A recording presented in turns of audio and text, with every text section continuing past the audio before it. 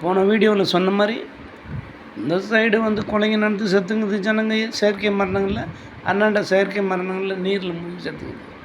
இதுக்கு வந்து ஒரு முடிவே இல்லாத போயிங்குதுன்னா என்ன ஏற்கனவே நான் என் ஷார்ட்ஸில் சொன்ன மாதிரி கத்தியை பேன் பண்ணுங்கள் டோட்டலாக. என்ன மடத்தனமாக்குதுன்னு நினைக்காதீங்க.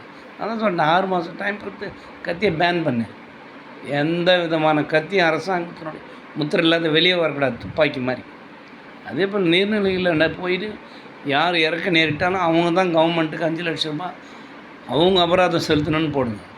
அன்றைக்கி தான் இந்த செயற்கை மரணம் தடுத்து நிறுத்த முடியும். யாருடைய உரிமையை சுதந்திரத்தை பறிக்கிறதுக்கு நம்ம இங்கே வரல.